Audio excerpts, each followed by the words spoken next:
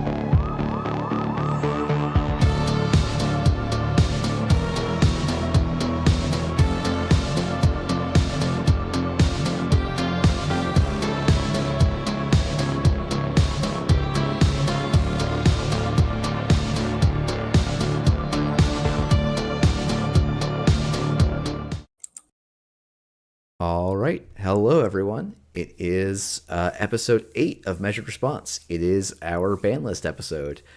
We had impeccable timing last week, recording about 8 hours or so before the ban list was going to drop. So this week we get to record and respond. This is, for those of you listening live, an unusual time for us. And next week it's also going to be on a Wednesday. I'm going to try and do a reminder at the end. But otherwise, we have a fantastic group of people calling in with great questions today. And next week, obviously, basically all the questions this week are about ban lists. But if you have other questions or meta questions about ban lists as a whole or format things, we would love to have you on for next week, episode 9. That will also be on a Wednesday. And we would love voice memos, or if you can attend live to ask questions, that is always ideal. I probably should introduce myself. Hi, I'm Jeff, also known online as Ysengrin. And say hi, Safer. Hi, Safer. All right. We did it. Yeah. I guess I think we'll probably get into this in more detail, but I guess, just overall, how have you felt like the response to this ban list has been? I don't know, like the responses usually are like a mixed bag. Like some people like it, some people, will have their skepticism. I think that only time really tells how successful a ban list is. And, we could enter really great meta and people could say, okay, yeah, the ban list was right. And it could have been incorrect, or we could enter a really bad meta and people could be like, wow, the ban list was a mistake and here's all the reasons why it's wrong, when in reality it's like actually it's better than it would have been. So it's always like hard to judge, and I don't take too much, like if people are like criticize the ban list, I don't take it too hard, on myself, but I always think Yeah, if yeah. there's an conversation around it. Cool. No, I think that is a good attitude for the ban list. Fantastic. Well, we have as I said, mostly guest questions, or we'll have mostly live questions, but we've got a couple of written and recorded questions. So I guess maybe I'm going to start. Both Cobra Bubbles and I want to say, oh shoot, let's disable streamer mode, but nothing wrong could happen there. Jinxie both had questions about Off-World Office, especially the Off-World Office bit in particular, especially as it relates to new players and kind of tier 2 decks. I'm just going to read Jinxie's question. I think it's a relatively good, concise one. I'm curious if you have any perspective on banning Off-World Office as it relates to new players joining the game. Off is a neutral agenda that could easily slot into any Corp faction game plan, so it gives new players buying system gateway with some limited card pools, ammunition for starting to deck building. And now with it banned, it's going to be much harder for players to build a standard legal deck if their collection is mostly in core, increasing the barrier to entry. And mentions that there are other cards in that pool that are banned, but those are one-offs or more specific for particular strategies. So... Yeah, I also want to read out Cobra Bubbles, but maybe in the later half. Like I think what Cobra Bubbles asked like ties really well into this. But I think I can just start off by saying that, these are things that nominally the format curation team for Standard is aware of and thinks about, but we don't tend to make that a sole reason to sway our decisions one way or the other, if that makes sense.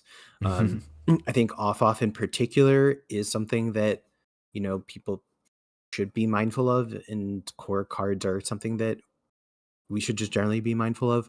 But ultimately, we want to make the best Standard environment that we can, and any cards being added to any ban list is going to kind of have some amount of impact on people moving from core to Standard.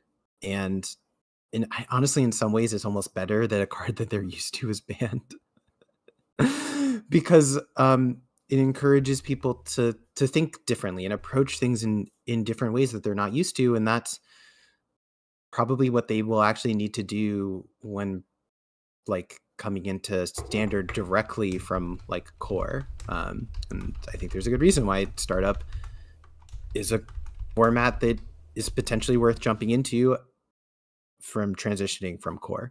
So yeah, I think that Off-World Office is a card that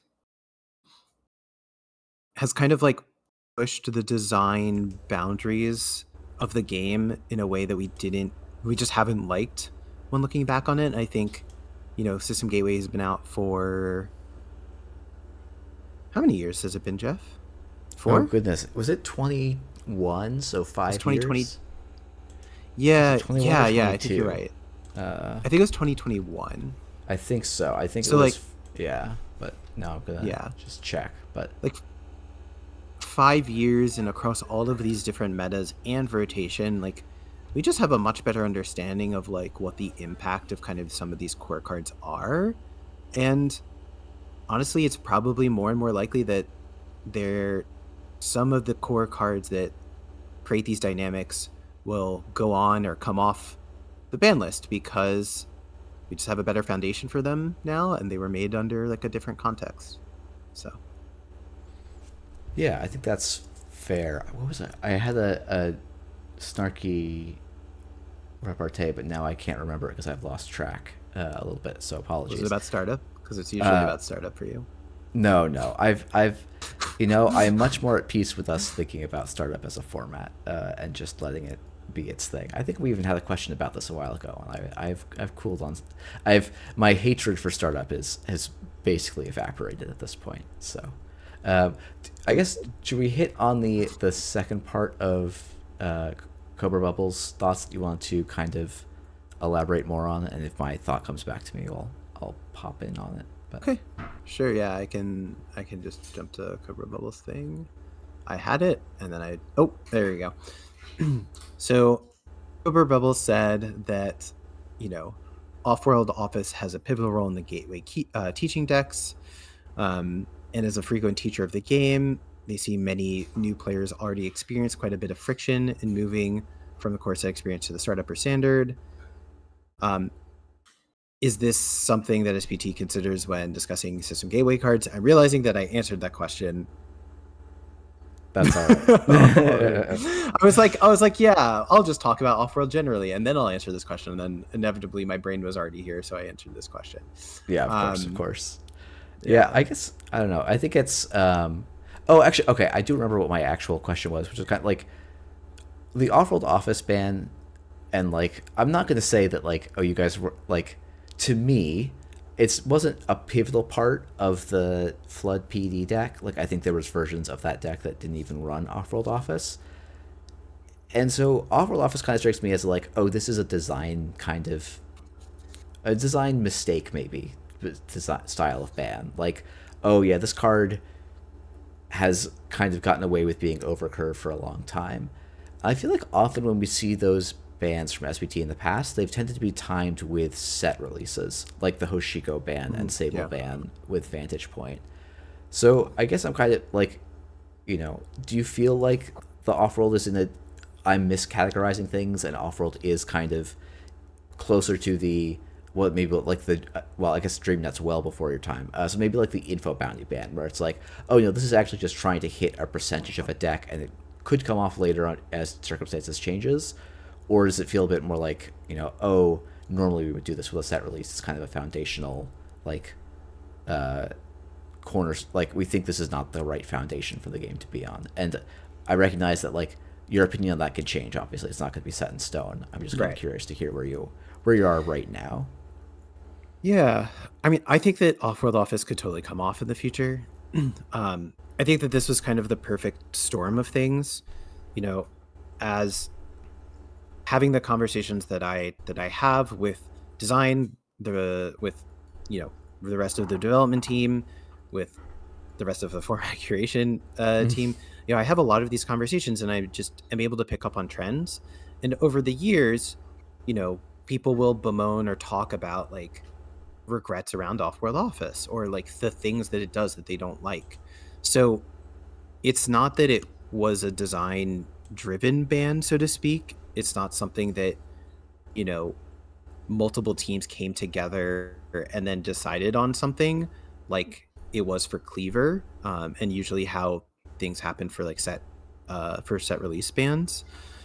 But seeing what we wanted to accomplish with this ban list, knowing that Off-World would be a hit to the deck, but not kill it, because we don't want to kill the archetype. I think it's a super fun archetype. Specifically increasing the economic requirements of the list, reducing, the amount of threat that it can put out while also scoring points. That is what we were aiming to do. And when we were thinking about all of the options, if we hit warm reception, you can focus on wage workers and other click generation tools. Hitting flood itself would kill the deck. Hitting flop itself also probably kills the deck. And that was just way more than what we wanted to do.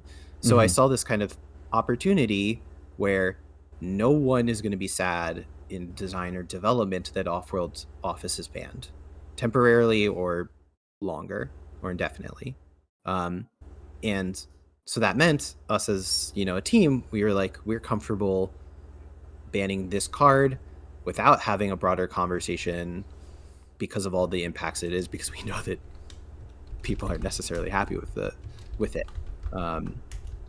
So yeah, like, I think that it was a very quote unquote targeted ban for this meta, but I also think that it helps set up the boundaries for what like corps can do. You now know that if there's an installed advanced, if the corporation goes install advanced and you can't get into that server, but you like force them to spend money in other ways, you know that they can't just advance, score at an off-world and be at 7 credits again. And that's like a good thing for the game. So let me ask quickly, any thoughts on Sandbox coming off to take off-world office displays? I think Sandbox, weirdly enough, is probably a slightly stronger agenda than off-world office. Maybe that's like a retro take based on how the meta works, but that's not a thing I'm particularly interested in seeing come back in the game either. But I don't even know. Safer, you probably haven't played with Cyberdeck Sandbox at all. I actually haven't, so it's like I'm not 100% familiar with like. I haven't played with it, which means I don't fully understand why it's as powerful as it is, especially for scoring lists. But I will say that every single time someone mentions Sandbox, I go, "We do now have Fly Swatter, though. Let's not do that." Yeah, Fly Swatter, and every single time you hit virus, the corp gains money is also relevant. So like archives runs become +4 was a big issue in the past. I don't think it was, correct me if I'm wrong here, but Cyberbox coming back, Sandbox coming back would make Audrey unplayable, right? Is that right? I mean, I don't know. I was someone who played Hivemind Max when Cyberdeck Sandbox was like the agenda suite of Cyberdeck Sandbox, Offworld Office, GFI, I think. Maybe it wasn't GFI, maybe it was Ikawa, like was the agenda suite. And like the truth was, because you could simulchip flicker your like key viruses with a cookbook out, like it didn't actually kill that deck. The stuff it killed was like the decks that were just like incidentally like cooking a fermenter for their econ, and then like an agenda score just wiped out your econ incidentally, for while also making the corp money and tempo, was my experience. And yeah, also the second Sandbox scoring suddenly making you gain 8 on purge was a little bit silly too. But yeah, I mean, maybe it's something to look at. I would just be surprised. But anyway, I figured that one we could hit quickly. But we've got Spider Bro on for his take on the ban list. Hello. Yeah. Can you guys hear me? I think so. Welcome back. Okay, awesome. Yeah, thanks for having me on again. My take is pretty short today. I just think that this is a really good ban list. When I saw it for the first time, I was super impressed. I am generally a big fan of small changes and kind of like allow the meta to adjust organically, as opposed to these like what others in the community were suggesting that could potentially be like really big bans, like completely obliterating certain archetypes. So yeah, I'm just here to pat everyone on the back and say good job. Hot take alert. I'm curious to hear, what do you like about the ban list? Is it the scope of it? You mentioned that you like the smaller updates. Is it the content?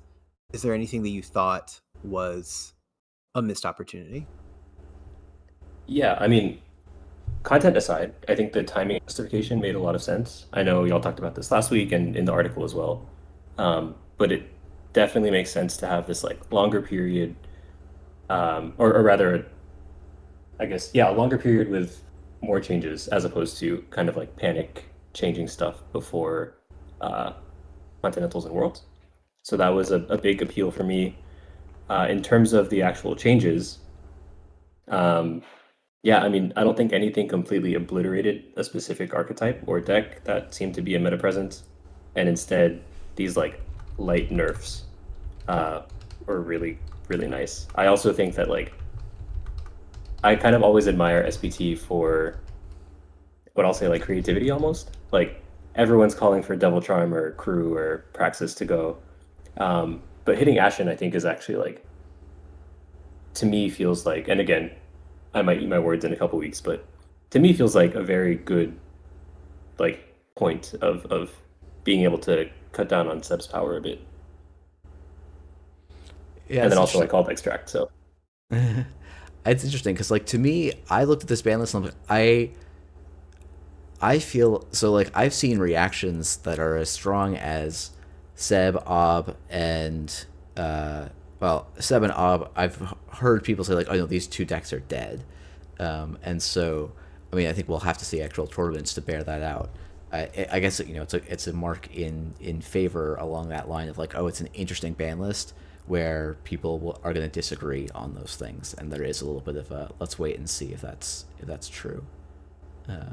So yeah, I mean my the comparison that I make is the Sting ban.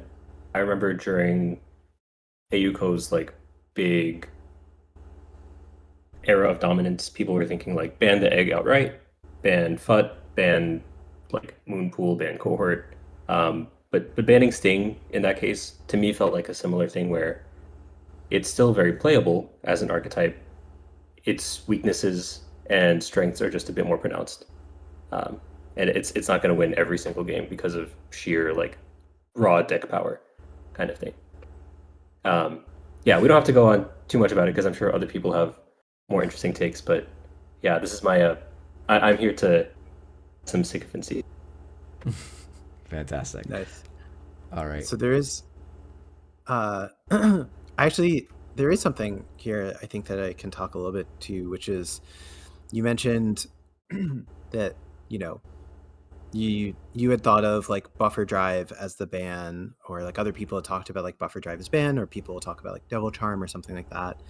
And frequently that is where we start in our conversations, like we start with the things that are the most obvious, the clearest, Yeah. the things that we think are the most issues, and then we challenge them. And the part of the process that makes things work is having a variety of opinions and perspectives and I guess experiences across like what people have been playing. Excuse me for 1 second. Just need to clear my throat. And then that is kind of what allows us to come together as a team and then think through these things. So I think that later in the episode we'll talk about like some of the implications of like tier 2 and like Rush Corps for off-world office. But for the Ashen ban, we 100% started with buffer drive, and then we were thinking about what does the archetype look like, what happens, and we also were looking at deck lists, and we saw that there were a couple of Devil Charm Lu lists, like Chisel Lu lists, that weren't running Ashen at all. They were actually running like 1 or maybe even 2 buffer drives. And Kikai, someone who's a part of the SBT, was one of the people that built this list. So they had experience building this list and how it felt different than Seb and all these other things. And that kind of list we actually looked at and we said, this isn't doing the exact kind of issues and like constraining on like corpse play patterns that Seb is doing. So with that in mind, what if we just hit Ashen? And so then we tested that, and I've validated some like games with playing Seb myself and like being like, I thought that it would just kill the deck outright.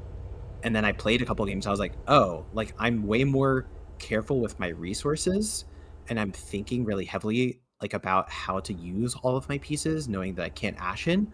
But yeah, like I can still play this deck. I don't think I'm going to bring it to a tournament now, but like if you enjoy playing Seb on JNet Casual or a local, like your locals, or you're really, really good at Seb and you think is well positioned in the meta as things develop later on, then you can bring it. And that's like, that is what we want to hopefully achieve, and hopefully that pans out. Yeah, I know. I did find that the people saying like, "Oh, Seb is dead," I was a little bit credulous about that because I feel like I've played a lot of games where the Ashen was never played, which, as Safer pointed out to me, doesn't mean it wasn't relevant for that game, because you get to play a certain way when you get to play your whole deck twice. But I'm expecting Seb maybe like to definitely take a hit, but I would be surprised if it was, unplayable, I guess. But yeah, I guess. I think at some point, Safer. I think we'll have to have a. I feel like we've already talked about the Sting Alco ban, but we'll have to come back to that on another episode. I think. Sure. Yep. My poor Sting.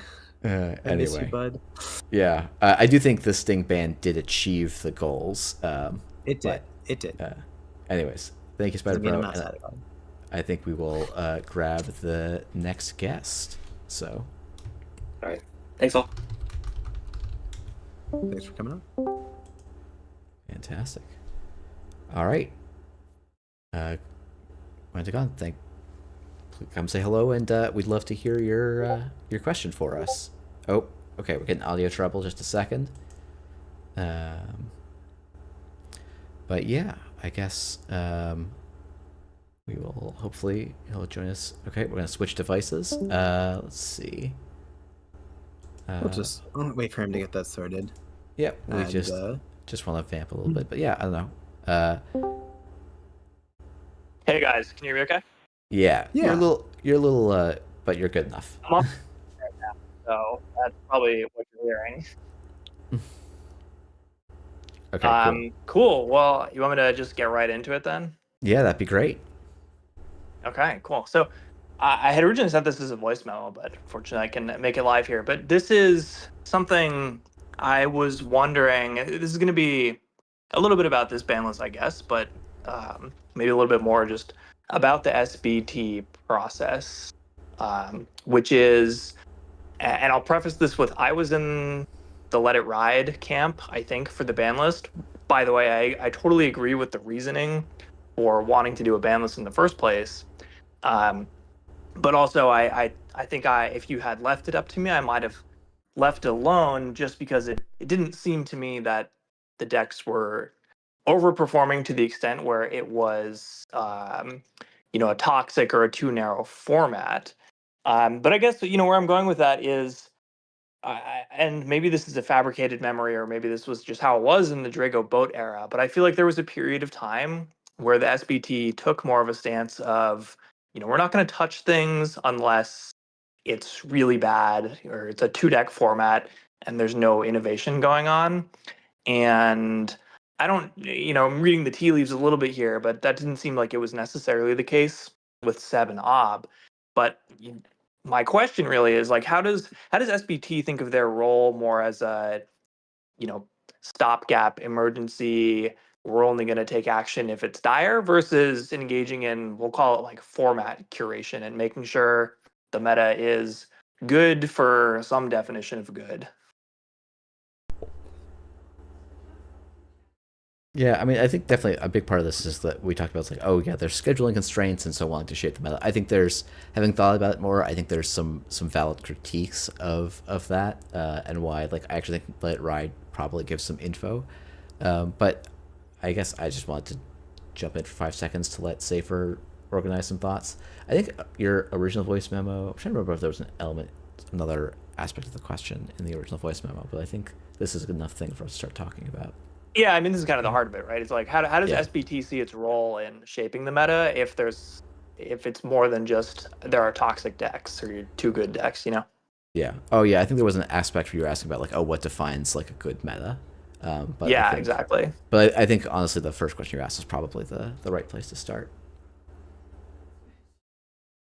Jeff, I actually want to hear, since I wasn't around for it, what is your perspective on the Drago boat meta that sounded like it lasted a while? Yeah, I mean, it's interesting. I think I was not super tied into how the banlist team operated at the time. I do think there was, I think it was at the time, what I remember is partially what happened was, like, there was just a lot of Borealis is probably going to go down as, like, even though I think the most broken cards are less broken than, like, the Flashpoint cycle, like, it's still one of the, like, all-time, just, like, this cycle released a bunch of broken cards into an environment at once kind of sets. And the format was, like, dominated for a lot of things at a long time. Like, Shaper, Endurance Boat or endurance decks like immediately came out swinging. But when you go back and look, it's like, oh, for a long time, it was like you would play endurance and then you would also play like triple Rozeki and pad tap, and so it was just like runners were just accumulating this crazy amount of value, and so there was some hope that like, oh, maybe we don't have to ban the newly released endurance because the actual problem is that runners are making 1 million free credits a game, and that if you have to like put other econ in your deck that isn't infinite and just it rewards the game for going longer, the value of endurance will go down a little bit. And so I guess my impression also actually was that era of SBT, because we were looking at like it's like let's see, Ashes finished in like 2019, and then System Gateway didn't come out till 2021, and then like Midnight Sun didn't come out for another year and a half after that. Like the SBT of that era was doing a lot of, okay, the meta has stabilized, but we just have to mix things up because there's been no new cards, and so we just gotta like shake the bag and see if we can make something new pop out of the same card pool of cards. So to me, it was a little bit different. It was almost a different type of format curation, where like SBT was trying to do the job of like, all right, we gotta make, almost doing the job of making new gameplay, as opposed to saying, oh, like it feels like SBT, at least right now to me, is more trying to trim the like hard edges or like round off hard edges rather than like make a brand new toy or something, for as my analogy breaks down mid-sentence. Yeah, so because I wasn't here for it, I can only go off of, I need to clear my throat again. I can only go off of kind of secondhand accounts that I hear from people. And of course, this is going to be, telephone's going to happen. People's sense of time is going to change. But the general trend that I've seen, or like the things that have kind of come up again and again from people talking about it, is that there's a lot of busted stuff and so the meta was fairly centralized around a couple of very clear busted things. But what I think happened is that it was new busted things. People were figuring out how busted Drago and Keeling were. People were figuring out how busted Endurance was. And so there was probably a lot of like meta innovations happening as like the player base during the pandemic was playing and engaging a lot online, and was interested in seeing like kind of like where things go in spite of not having new cards. But I think that what we are running into now in comparison to back then is now we know better. We know like what faker tools that flatten ice can do and how that feels. And so now if the runner's incredibly rich and all of your ice is blank, you're used to seeing it, you know what the symptoms are, and so it's easier for you to identify it and then have a bad time as a result, right? Instead of what you mentioned before, if people were talking about like it's just the infinite money economy things, like for like the Rozekis and the pad taps. So I think it's really hard to exactly compare like this time period to a previous time period, in part because of the pandemic, in part because of like we as a community now know the game much, much better and understand things much, much better than we did back then. I think in addition to the understanding, like it's also like I went back and watched like my worlds. I like started to watch the like first, like I don't know why, but like my breakdown of my worlds 2021, where I was like going back to reviews. And I'm looking, I'm like, oh, like Corps were doing such absurd, like the power level of that format in 21 was so absurd that like it is in many ways like a different game that we were playing. And so like while Endurance like was broken and like one of the most broken Netrunner cards of all time, like it wasn't unreasonable to look at that card pool and go, yes, this card is really warpingly strong and centralizing, but it might actually be okay that it's doing that because, Corp is playing like VLC GFI, Rashida, Yeah. like, winning on DNA tracker. yeah, DNA for tracker, Nazis. Ag Yeah. Infusion Keeling, R plus Draco, like it's like everyone was like it's like it was so much closer to like playing Rocket Tag than like what anything we're doing Right. today. Like for all the most broken stuff you can do today in Corp feels so tame compared to what people were doing in that meta. Yeah. So to actually answer your question about SP2 role and how we see ourselves, that's actually an open question. And I don't have a particularly satisfying answer for you for right now. What I can tell you is that, over the last year or so, we had some natural turnover within the team. None of it is bad or anything. It's like Lost Geek. Shout out to Lost Geek if they're listening. I miss talking to him so much. He was such a great leader. Love Lost Geek, but Lost Geek basically found a job that they absolutely loved and wanted to focus on that. Crofi got really into fighting games and wanted to focus on that. There's another member who transitioned to another team within NSG, and it was like, I would like to focus on that instead. So like we had 3 different team members basically like decide that they wanted to focus on different things. We want people to be able to do that when it makes sense for them. And so we had new members coming in. And as a result, we have kind of a new team identity in some ways, because, with 6 members, if 3 of them turn over, especially when we're talking about like a collective, group that tries to make decisions through consensus and like, teamwork, it's not like task management or something like that. Yeah, like we have to figure out what our new team identity is. And so I think that we need an answer to that question. And one of my priorities for the next couple months is going to be leading the team to put something down on paper. And the idea is that we're going to release some version of that for public consumption. And the point isn't to communicate that with the public. The point is that the stakes need to be that we need to release it, not all of it, but release some version of that to the public so that we take it incredibly seriously when we are coming up with what we think our identity should be and what our role should be, right? So it's something that I identified earlier this year or like last year, where I was like, we really got to work on this. We really need to make sure that, we can give a clear answer to questions like this.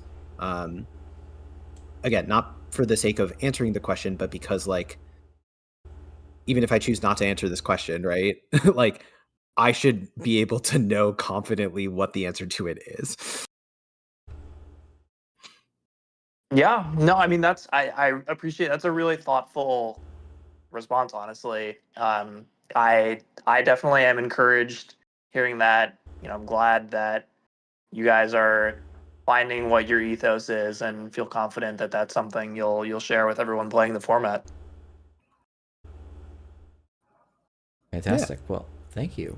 And do you have any shout outs you get on while we get the next guest queued up? I don't know. I guess just a good luck to everyone who's still finishing up their districts on this current ban list. Ob and Seb, while you can. That's it. Yeah. Fantastic. All right. Well, thank you. And we'll get Tony / Red Vortex on momentarily. Oh my goodness, I remember my timestamps are so close. I know, I'm impressed. Oh, the when you're talking about like the early version 0, I just figured while we're waiting for him to join that I could mention, like, there was a minute where I don't know, like, it, like, through the grapevine I got told, oh hey, the Devil Charm alt art is probably going to be banned on release. Yes. And we had a fun conversation of like, wait, is there anything we could do? I don't think I'd like tried to stress that, like, it should not, if Devil Charm's the right card to be on the list, it should stay on the list. But you know, it was yeah, that was a funny one for people. There was definitely had the call of, like, that was can we? I started doing the math of, like, okay, can I reuse this art, call it something else, and get it out to TOs in time for Mega Cities? So yeah, that was very much like a you got a sneak peek, you know, at like the process earlier on, right, where like things were not solidified, and it was definitely like this is the reason why people don't share things until they're decided, so that yeah, people don't have to exactly. worry about this stuff. Yeah. I know. Yeah. Startup often will be like, oh yeah, we talk about things all the time publicly, and it's like, I think there's good reasons why that's not necessarily always beneficial for something, for like a huge format kind of thing. Yeah. That makes sense for Anyways, startup. yeah, and hey, if it works for startup, you know, there's lots of things to Yeah. try, and there's probably ways to make it something like that work if it was something the standard team really wanted to commit to. But I personally am a fan of it being a little bit tighter to the chest. So, anyways, Red Vortex / Tony, welcome back. Hey, thanks for having me back. So Oh, excuse me. you can. I enjoyed your take. I'd love to have you share it with the audience, and we can talk about it. Sure. Before I get started, I just want to introduce myself a little bit more. I didn't get a chance last time because I was trying to respect how much time there was. But I got into the game because of Safer. Me and Safer actually.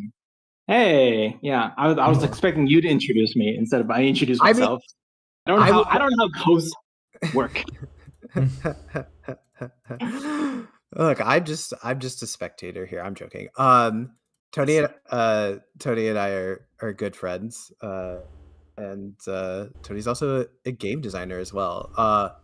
Okay, yeah, apparently I'm taking this over from you. I'm sorry. No, it's fine. One of the really, really cool stories, I guess, is that Tony is the reason why I am a part of NSG. I am notoriously bad at social media. I do not pay attention to social media. I do not enjoy social media. And Tony saw that NSG was recruiting for a design member back in like 2023 or whatever. I applied to that, and they reached back and they were like, hey, based off your experience, would you be interested in the dev team? And I was like, oh yeah, sure, that makes sense. If you guys like split it between dev and design, then like, yeah, that totally makes sense. So like, I would not have applied to NSG if Tony hadn't been like, hey, here's this thing that they're looking for people. To get your credit, you did say you were going to find it eventually. It just probably would have taken you long. That's true. I remember vividly like seeing it like 10 p.m. and I texted you immediately, even though you were asleep. I was like, "This is important. Wake up." Yeah. The other notable thing was me and Safer worked on an asymmetrical card game for like a long time before he joined NSG, which was kind of wild, and that didn't end up working. And I'm glad you end up joining NSG instead of doing our silly project. Yeah, it was great. We should talk about it more some other time. So yeah, I guess the preliminary hot take is that if you like or dislike NSG, it's because of me. It's because of me now.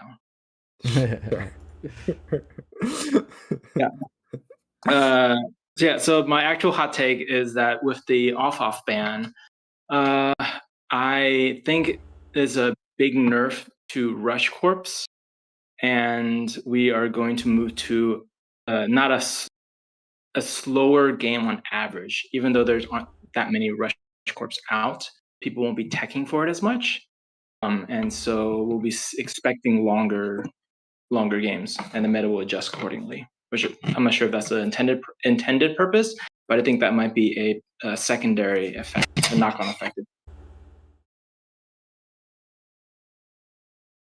Yeah, I think to me that makes a decent amount of like. I think the logic there makes sense, and I also like Melius U was one of the most played corps, and while who knows, maybe this new ganked prison thing is going to be the hotness. Like that is still a more glaciery, slower corpse. So I could definitely see that having an impact. And also, if you think it's like a lot of rush corpse, like being able to jam early and make your money off of that was an important part of stabilizing the board. I guess I kind of wonder, just to ask you a question, like Ob, or not Ob, wow, what a Freudian slip there. Wayland got a 4-2 that makes almost as much money as Off-World Office does, right? Do you think, like, in theory, Wayland could still have a strong rush deck? Or do you think it's like, oh, you kind of need Off-World Office for rush at all these days? So my favorite rush deck is Zwicky, and I'll play Zwicky too. And off was definitely one of the key cards I would like to have scored first, but I did substitute the Sacrificial Zone for it. It gives you a little bit more money if you slow rush it, but you like form this dilemma, and also it comes in face up, so the surprise factor is kind of gone, and you're like, oh, okay, this is a rush deck. They're going to try to win the game a little bit faster, especially if you like do it like turn 1 or turn 2. If that makes sense. I guess, like, do you feel like, what rush decks do you feel like were in the meta prior to the ban list? I guess because I think it's like everyone can have a slightly different definition of that, and so I'm kind of curious where you land on that. Oh, sure. So when I was thinking rush decks, I was thinking decks that win the game can score 7 points faster than the runner can steal 7 points. Not as in like, hey, I'm just trying to steal it away from you and you're going to win the game and stop what you're doing kind of runners. It's more like I'm going to put a Matryoshka, a Fly Swatter, and like a cheap sentry behind. Yeah, like an Event Horizon or something. Agenda. Yeah, and they have to get all 3 gear checks in. And they're like crap. They're really cheap ice, but it's just to stop the runner from coming in. And if they try to win on centrals, I will out them on the remote. I mean, I think that you're right that off was fairly important to those kind of strategies. I think that they weren't appearing. They weren't really like top of the meta at the moment, if that makes sense. And like, I think that the deck that's hurt the most from losing off as a knock-on effect is like Rush PD. Like Rush PD kind of really wanted Off-World Office more than anything else. Didn't have to spend influence on Seamless Launch. It got Sleipnir and other things, but I think that strategy is hurt by a lot of other things on the runner side already. And I think that you could have fun playing those lists, but I think that they are appropriately in like a tier 2 or like a tier 2.5. And so I think like one of the critiques that I've seen is like, okay, this off ban, like, sure, it hits this one list, that's tier 1 and will probably just stay tier 1 through some sort of adaptation, but you're actually like taking these tier 2 lists or tier 2.5 lists and you're knocking them down a peg. And I think that is a fair critique. But I also think that, like, as Jeff kind of like alluded to before, is like something like a Zwicky or a Nuvem or not BTL, never BTL. I mean, honestly, Ob, maybe not with Extract. Bandgun, yeah, thank you. That was the one I was thinking of, Bandgun. I think there's still rush strategies that are, the kind of tier 2 viable out of Wayland you can do and you have fun with, and I don't think that they were ever going to be lists that, if you're trying to win a tournament, you should specifically, or if you're trying to optimize for winning tournaments, I don't think that those were lists that you should have been bringing before. I don't think that that's changed. I also don't think that if you're really good at the list and you're just having like fun playing it, it's an incorrect choice to bring it to a tournament, because I think that ultimately you can win games with suboptimal meta choices if you know your deck better than your opponent knows their deck, or their opponent knows your deck. So like, that's why I'm like, I kind of don't think it changes the calculus for me like from my perspective. I think that it doesn't look good, but I think that people who enjoy playing Rush Wayland should still be able to play Rush Wayland. People who enjoyed playing Rush PD, I'm sorry. You in exchange maybe, you did get Ikawa back and better. So you did. And it wasn't playable last meta. Trust me, I tried. But like, consider playing Midnight 3 Archives and YDL as a way of getting a lot of money quickly and drawing your agendas quickly. Try Architect Deployment Test as a way to get ice reliably onto the board as like a way of getting money and scoring things out faster. Like, I think that there are ways that if you really want to play those archetypes, you can adjust to missing Offworld. And it may not be as good as Offworld, but I think you might still have fun with it and still have success with it. Yeah, I think that's quite reasonable. I think that kind of leads into, I know, tell me if I'm eating too much time, but it leads into my second kind of queer line, is that the conscious design direction that the design team wants to go in toward, or I guess the dev and design team wants to move towards, is not having those focus on early rush games and more like a mid to a long kind of game experience.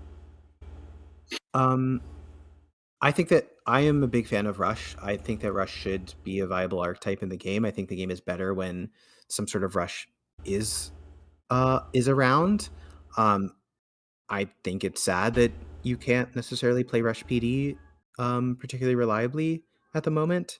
That being said, like, I don't think I don't think basically like off like Off-World Office and Seamless Launch as a package should be the only way that Rush exists, because that is what has been happening since 2021.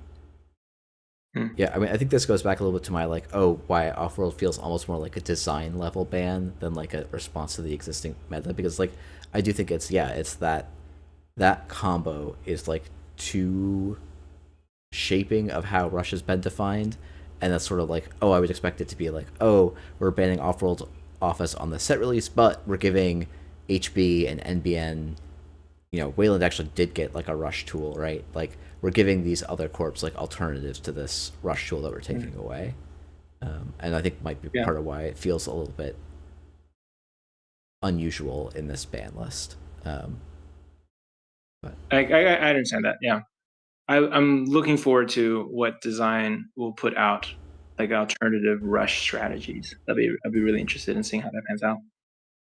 Yeah, I think it's also interesting for me to think back, like like someone mentioned, like, there hasn't been a video made recently on like here's the identities of each of the factions, and for a long time, like Wayland's identity was, we're gonna rush, and then if you try and contest, we're gonna blow up your house, kind of thing. And so like it's kind of neat that like it is a lane for Wayland right now, and they have sort of a because Offworld is gone now, they have a bit more of a claim to being the Rush faction. Probably you don't want that to be their whole identity, and I think they have some other identities they can hit, but just something I was kind of musing on earlier today. Yeah, all because Measured exists. Yeah. Yeah, measured. Continuing to overperform my very low expectations for it. Honestly, same. My expectations weren't that low, but wow, has it overperformed my expectations? Yeah. All right. Well, we've got 2 more callers we want to get quickly. So thank you, Tony, and we'll get SSJ Speed Racer on. All right, cool. Do you can I promo something before I head out? Of course. I just wanted to let the audience know how grand their audience is. There in a few weeks, there will be a game that's on backer kits called Pressed. It was designed by me and devved by Safer. So that's something if you're interested in like a set collecting kind of flower game based on pretty interesting draft that has beautiful art, there's something you should check out. Fantastic. It's a good game. It's called Pressed. Pressed. Get my stamp of approval. Pressed. Cool. Pressed. Like you pressed a flower. Fantastic. Cool. I'll look forward to trying that out. I feel like Safer has made me try a dozen drafting games and somehow hasn't made me try this one yet. So. I think you might have. I think at some point I made Bears playtest it. Oh, I think I might have just missed that at Kevin when you were doing I think you're dead. Fantastic. All right. Well, best of luck with that, and I will try and remember to plug that when it comes up. But thank you. I'll remind us. Yeah, I'm sure you Bye. will. Bye. All right. We've got another caller. Do you want to introduce yourself and then hit us with your question? Hi there. I'm SSJ Speed Racer. I played some Netrunner back in like the San and Mumbad days, then kind of fell off. Got back in with Elevation last year, and been playing a lot of it ever since. So my question is, we kind of had targeted bans here towards Ob and Seb, and obviously Ob's gotten a couple targeted bans at this point. And my question's more about like the overall philosophy of the SBT. So let's just say for the sake of argument that the extract ban is the one that finally does it. We got him, Ob's done, right? Don't think that's especially likely, but let's just say July rolls around and all of a sudden we're not seeing Ob hardly in top cuts at all. It's gone from being like one of the most dominant decks to being virtually gone. Would you look at that and say, ooh, we've taken like a really performant, really powerful ID and completely taken away its ability to compete at the top levels, and we maybe need to revisit the ban list and think of a way to correct that? Or would you look at that and say, yeah, listen, it would be great if Ob still worked, but they've had it pretty good for a pretty long time. They can maybe sit out a season and let, Zwicky or BTL or something, be the Wayland faction for this year. And hey, maybe new cards come out and make Ob good again or whatever.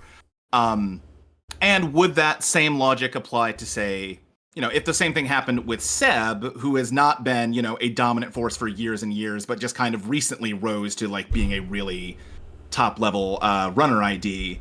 If he suddenly dropped out of all of the like top cuts, would you think, ooh, maybe the Ashen ban was a mistake? Maybe we need to revisit that? Or would you just say, hey, if you like Seb, sorry, you can still play him casually. There's a lot of other cool runners. Bring those to a tournament, Yeah, this is a interesting question. I think that I have to break these two apart, weirdly enough. In theory, they should be the same exact question and like same exact example, just on like one's on corp side, one's on runner side. Mm-hmm. Both are very complex, difficult to play decks, right? Both are unique in their strategies and like what they are capable of doing. And if you want to, do your best in a competitive setting and you're not playing those lists, you should probably know how to play against them as well. Which is probably a different skill set than playing against the rest of the field. They require very specific matchup dynamics, all of this stuff, right? But Ob's been around for longer, and I would say it's just generally more popular. It's something that I think people have come to understand and have preconceived notions about, for better or for worse. Like, it's been around. People have expectations around Ob. And Seb, I think, is just a little bit less popular. Like, I think that people, in spite of Seb being the best he's ever been, his play rate still isn't as high as, let's say, like Hoshiko. You know, Right, like right. if that list was like a Hoshiko, it's like you would have so many more people on that list. And so, like, I think that we kind of have to think about these things a little bit differently. Ob, if Ob wasn't at it at all at any of the mega cities, had zero presence, every diehard Ob player was like, I've tried a million things, I can't come up with anything, Ob is truly dead. Would I consider that a success? Honestly, it depends on the overall rest of the health of the metagame. Well, yeah, and maybe not even necessarily a success so much as an acceptable cost, right? If the rest of the metagame is great, then sure. Right. Yeah. Right? Like effectively, we felt like we needed to take action against Ob. Ob, I think, in the ban list is the only instance of us saying we think this might end up being too good if we just let it ride. Mm-hmm. Like, Seb, I think people could potentially have adapted more to it because Seb was fairly rigid, right? Yeah. Like, Seb was still kind of really beating up on a lot of Corpse, but like Corpse still had innovation, still had room to grow. But like Ob also still had innovation, and Ob innovates really well. Totally. So like it's hard for me to imagine looking at megacities and going like, man, this is going to be infinitely better if we kept Ob around, because I just have a real good sense that Ob would have been the clear and far away best, like the only corp choice for someone if you're trying to seriously win a tournament. Mm-hmm. And that, independent of it being Ob, right? That is no, it kind of goes hand in hand with it being Ob. It's I don't know, we don't want to really have to ask players to have the shuffle capabilities of Ob. Sure. Specifically learn Ob if they want to go to a tournament. I still would like to see Ob be successful in some capacity. And the thing is, I think that it will. I think it probably will too, to be clear. I'm more curious about the philosophy behind it. Yeah. I mean, this is also partially me representing my own thoughts here more than like necessarily the team's thoughts, but it's like, yeah, I don't know how the rest of the team would consider it a success or not. We'll find out when we get there, you know? Yeah. I think for Seb, I'm more okay with Seb disappearing as one of Seb's largest enjoyers. You know, sometimes you have to what's the better phrasing? Kill your own ideas? Mm-hmm. Whatever that Kill your phrasing darlings. is. Yeah. Thank you. You know, like I think that we unlocked Corp's ability to have more a more robust ice suite that they didn't have to plan on it all getting blown up. Sure. By Seb not having the same longevity, and that's really kind of like what I'm hoping and what I would consider to be a success. And the primary reason for us not getting rid of Devil Charm outright is because, you know, we don't want to go to like extreme glacier meta. We don't want it to just be, you know, okay, I can now just sit back and res all of my big guys and I don't have to worry about anything ever. So like Lou with Chisel Charm, we expect to still be around, and that should still apply some of the pressure, just not the same extreme pressure that Seb did.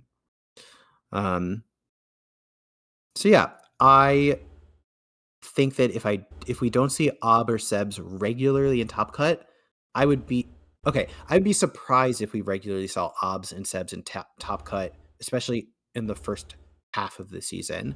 Mhm. But I think that the failure case would be if those die-hard players stop playing those decks. Like if Eden stops playing Seb, okay, yeah, maybe we hit it a little bit too hard. Right. Yeah, I will, just as a small note, there was actually as many Seb and Ob players in this meta, as like they were both. Ob had 116 tournament entries so far. Seb had 108. Which is effectively the same number. That's crazy. In every other meta, Ob is just about twice as popular as Seb. That might not be entirely. Oh, actually, no. Okay, in 2512 they were about equal. So you actually have to go back to 2510, I think. Oh, actually, wait, hold on. No, I may have forgot to not apply the filter correctly. Yeah, okay, yeah. Once you go back to older metas, Ob is at least twice as popular as Seb. Yeah, I feel like Seb Fever started kind of sweeping the nation post Worlds. Yeah, the deck was really well positioned in the meta, I think. Yeah, it was very convenient for me to just have the runner list that I know super well be one of the best decks in the format. At some point, I need to go. I feel like everyone complains about Ob dominance, and like I remember long stretches where Ob was irrelevant, and like there's a lot of meta filters that you can go back. It's like, oh, Ob was not anywhere in the top 4, top 5 popular corps. But I don't know. I think that's cope in a lot of ways from me.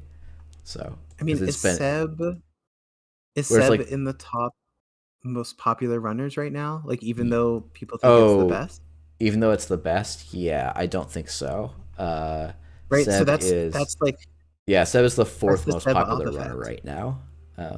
Right. So it's like, that's the like, one complexity, like, barrier to entry, or just playstyle barrier to entry or whatever. Yeah. At some point, I probably, just to like for my own interest, I think it's worth me doing like a average placement of ID in like Worlds, Continentals, like, for the last couple of years, because I think that'd be an interesting. Like, honestly, I think it probably would say, yeah, Ob is one of the strongest corp ID, like one of the most consistently like high performing ones. But it's like, oh, I look at Worlds last year, like Ob was nowhere to be found, but like it was quite popular in Continentals. It was quite popular post Worlds. Like, it is an ID that has always had a lot of showings. I just don't. Okay, wait. Worlds last year was Scrobs was brought, and every single one of the people that brought Scrubs was like, my runner list brought me down.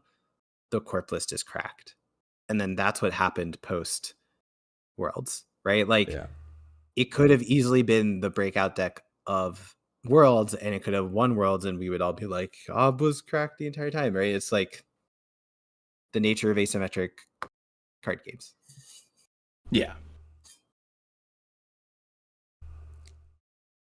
Okay. I feel like that's sure. What? Okay, look. I just said if Eden stops playing Seb, maybe we've done it.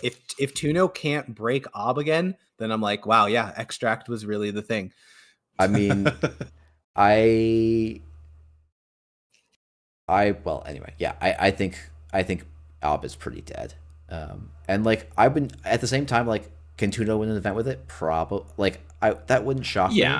But like I think that speaks a lot more to Tuno. Well, I don't know. I have a whole theory on how Ob there is a way that Ob can win games post Extract. I think it's actually a pretty unsatisfying way for a corpse to win. And it's not going to be one that like high skill players want to go with consistently. And if they do, it's purely because all of the other corp strategies are unrewarding to play at high skill levels. Well, in both cases too, it's also less a question, does this work, and more, does it work as well or better as other things I could be doing, right? Yeah. Like, maybe you can still make a Seb list that works without Ashen just fine, but are you putting in a lot of work to make Seb work when you could just be playing Reglu and getting the same results, Yeah, that's I think probably closer to my expectation of where both of those decks end up. And like, I think, Ob taking a break is fine. I think Right. it's disappointing for me, but I think like if the meta is otherwise healthy, which I have no idea if that's going to be true or not. Like that's probably fine to say. Ob is not an essential component of a health. Like you can't part. The Totally. criteria for a healthy meta is not Ob is playable. But if Ob is playable in a healthy meta, like that's to me that's better than it not being playable. But SBT I think making a reasonable call here that like it's better to take Ob down in power level pretty dramatically. I think. Right. But All right. I've written the note down to myself. Episode 8, 1 hour and 8 minutes in roughly. Clip it so that in like 2 months I can play this back to Jeff. Fair enough. I could do a whole rant on why I think Extract is actually killing Ob, but I think maybe I'll just do a main channel video it's on fine. that.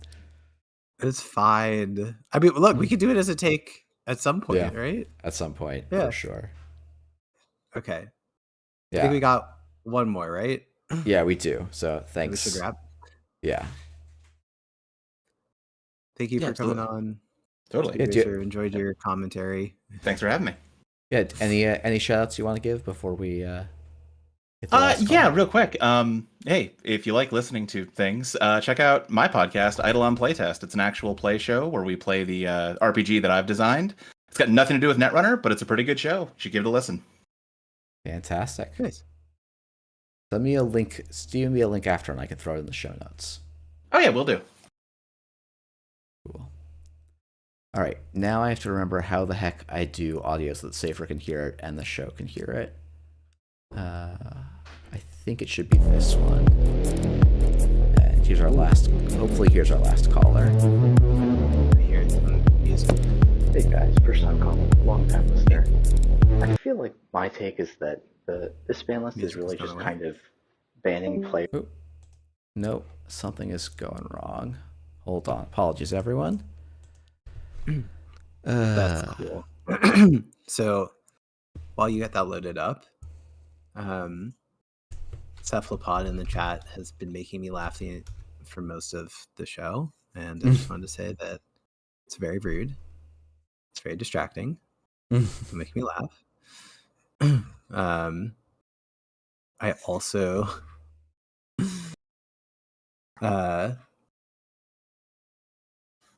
I've like reminded of the Cyberducks virusy questions that are going on. And I think it's just so interesting to hear about like old metas and how they worked. I really feel like I should go back and play some more of like the classic matchups that were like from kind of those like definitive days, like the Worlds like 2021 or 2022 lists, so that I could just like understand better. Yeah. Yeah. Okay, I think I have this working, but it may not work, so we'll see. Hey guys, first time caller, long time listener. I feel like my take is that this ban list is really just kind of banning good players for playing the decks they enjoy playing, rather than responding to clear and actual meta problems. It's hard for me to look at the Ob or Seb bans as anything other than punishing decks for having a high win rate, and a meta that's basically unsolved and hasn't even tried to react to those two decks. Which leaves me feeling like these bans were a little preemptive and more just appealing to people kind of not being able to run very well or adapt their court play style to a orthogonal runner. Curious to hear your thoughts on this. Bye. Wow, what a interesting caller that Yeah. definitely called it.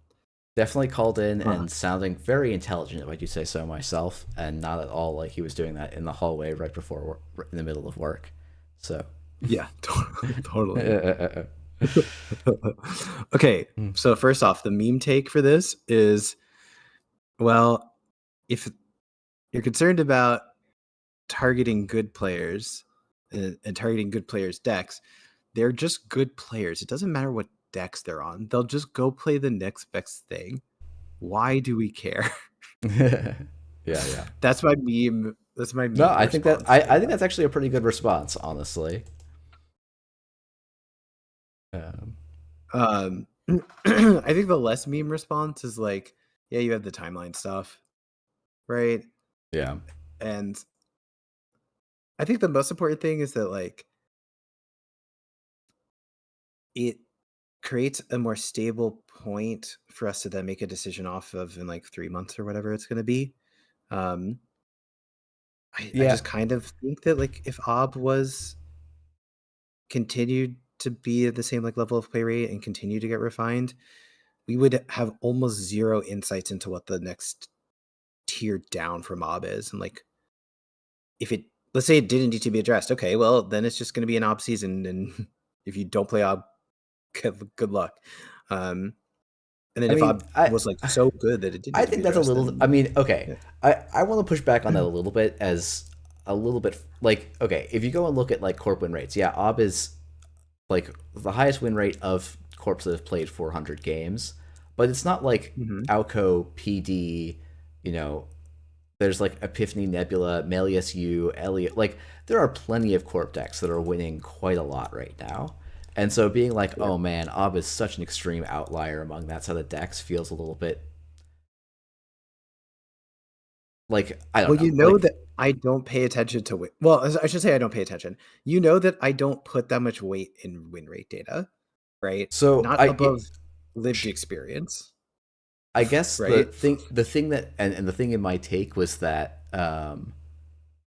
like I haven't had someone sit down and be like, "Oh yeah, if you play the Ob matchup as as the deck currently exists before innovations, right? That runners Yep. are actually like it is of the like you know we if you, I'm like, oh, if I sit down against a PD like a flood the market PD deck and an Ob deck, like as the runner, those games feel equal. Like they both feel like depending on what deck I've brought, I'm going to have a better or worse matchup. But like on average across a bunch of different runners, I'm going to average out to about the same win rate across both of those decks. And so it's like, and you could say, oh well, we banned Off-World Office to hurt the Flood BD deck, and like, if you were playing that, it's a hit to that deck. Whereas like Extract is like, no, we're just taking Ob out to the shed, I think. And like you can disagree and say that's like we like that might be the fundamental point. I guess I it's mean, difficult for yeah. me to be like, oh, Extract is one of the like it is an essential, it is a huge piece of the deck, and like I think it is a card that's absolutely over curve, and like I think there's a point to being like, yeah, we're just gonna ban the over curve card. If that can't survive with an over curve card, it's not really a loss for the game. Um, it just I didn't feel like those arguments were made, and so instead I'm left with a oh, its win rate is too high kind of as my satisfying argument, or the best argument I have for why it got hit as hard as it did. Right. I mean, okay. I mean, that's fair. Mostly on the premise of like, I don't think I addressed like, hey, I never said, I don't know. I don't reference win rates particularly frequently. I might have mentioned Yeah, it for once sure. in the article, but like, I probably didn't. I don't even think you did. I think it was the public conversation around Ob was so much about Yeah. its win rate to a point that Yep. like I think it's hard to fully divorce from that mindset, even if it's not the mindset that SBT was coming through it with. Yeah. So like the Ob thing isn't okay. Ob is such a specialized thing. I've actually avoided playing Ob myself because okay, so one in testing, we have like test running, we have Tuno, like I mean we have Beeblum during like elevation. Like we have some like true Ob heads. I mean you doing testing as well. Like I always felt like there was a critical mass of like Ob players in testing to the point where I was like, it's not worth it for me to spend my time to learn and understand a deck build in Ob when all of these other players can cover that gap for me, and I can spend the same amount of time on like 3 other different archetypes that I would on that, right? So I was like, Yeah. I'm not going to learn Ob for testing. And then in SBT, it's kind of been the same thing. Like, okay, we got Yeah. Kikai now. We had Tuno before. Like, we have D. Like, why in the world would I spend the time? Like, I mean, we have not again too. Like, like, like we have a lot of these people who have been making I basically like what I'm trying to say is I heavily trust all of these people, especially having talked through a lot of this stuff together, and trust their opinions. And when we did the testing with the extract band, and people came back and said, it wasn't as bad as we thought. Like the games were still playable. Like we could still make lists. I went, cool. That's good enough for me to know that like if you're dedicated to OB, you can probably still find lists that work with the identity. Now, okay, I'm gonna do like a little bit of like, personality reading here. I know that you in particular love your specific My mid-range specific like rush mid-range ob, yeah, for sure. And that deck is dead. Right.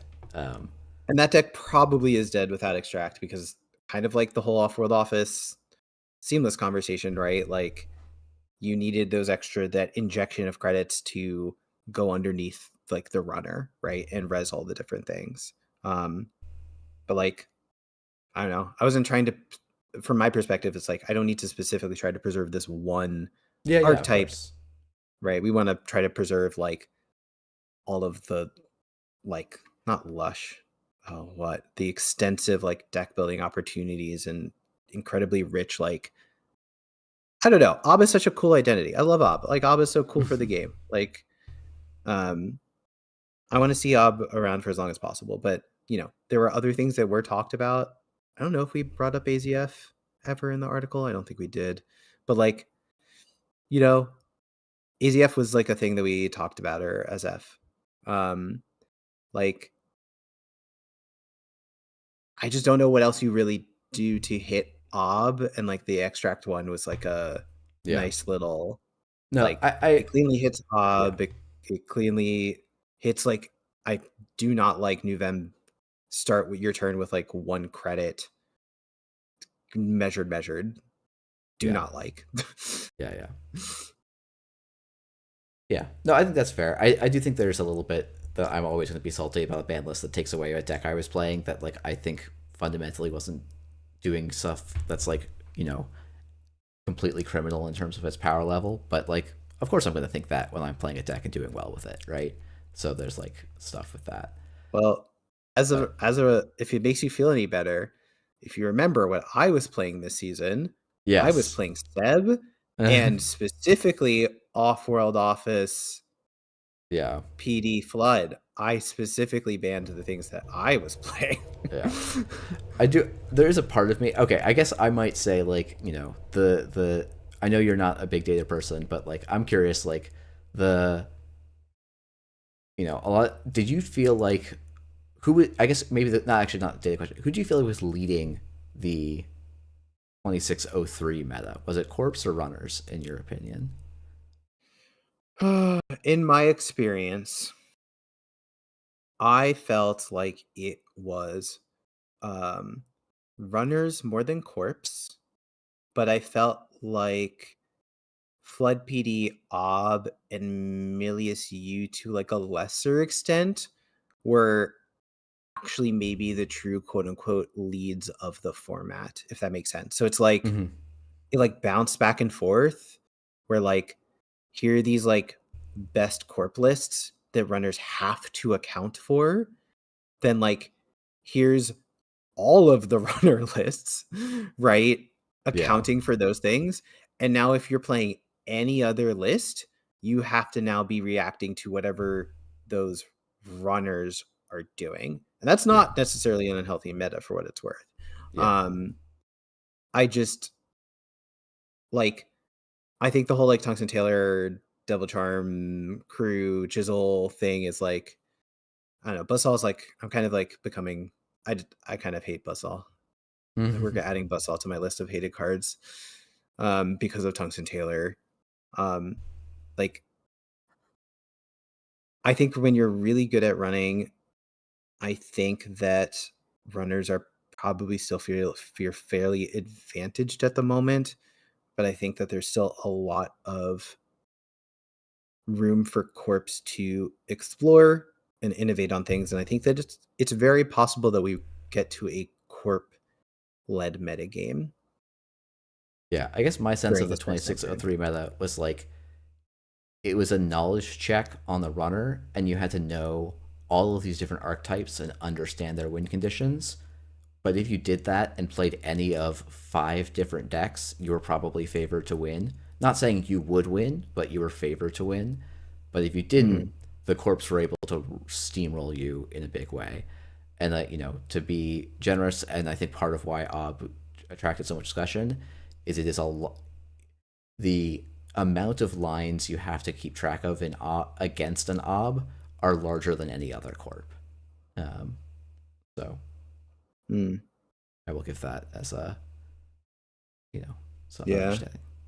But anyway, I think we are almost half an hour past when we were supposed to stop, so we should probably call it there. Thanks, Safer, for basically carrying the whole episode on your back. And next week, we can be back for more of your questions, more about general things in Netrunner.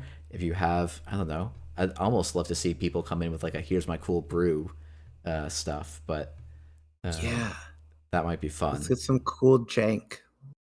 Yeah, but anyways, give me your hot tier 2 lists.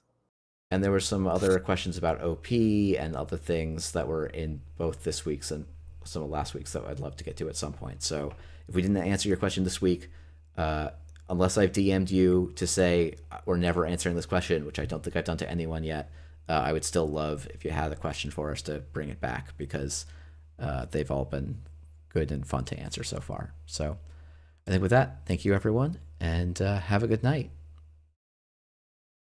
Good night, everyone.